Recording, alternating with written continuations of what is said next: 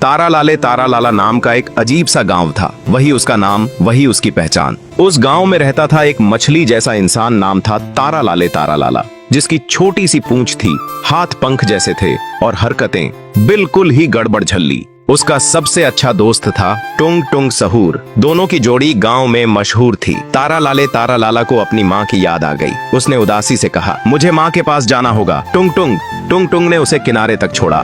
तारा लाला ने उसे गले लगाया, मुस्कुराया और समंदर में कूद गया। उसका माँ के पास चला गया। अब टुंग टुंग सहूर अकेला और बहुत उदास हो गया। वो गुस्से में एक पत्थर उठाकर पेड़ पर दे मारा। धड़ाम! अचानक ऊपर से एक जादुई चिड़िया टपक पड़ी।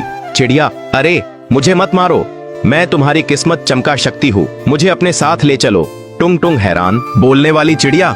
टुंग टुंग उसे घर ले आया और टेबल पर रखकर सो गया। अगले दिन सुबह टुंग टुंग की आंखें खुली तो देखा टेबल पर कुछ मोमबत्तियां रखी हैं और चिड़िया मुस्कुरा रही है। चिड़िया, इन्हें मेले में बेचो, खूब बिकेगी। टुंग टुंग मेले गया। वहाँ झूले, मिठाइयाँ, गुब्बारे, ढेर सारे दुकान, सब कुछ था। वो एक कोने में बैठा और मोमबत्तियां बेचना शुरू किया। लोगों को मोमबत्तियां बहुत पसंद आईं और हाथों हाथ बिक गईं। बहुत पैसा इकट्ठे हुआ। अब हर दिन चिड़िया उसे नई मोमबत्तियां देती और टुंग टुंग मेले में बेचता। धीरे धीरे वो अमीर हो गया। उसका चेहरा पहले जैसी चमक से भर गया। लेकिन एक सुबह जब टुंग टुंग उठा, टेबल पर चिड़िया नहीं थी, बस दो छोटे चिड़िया के बच्चे थे और एक चिट्ठी।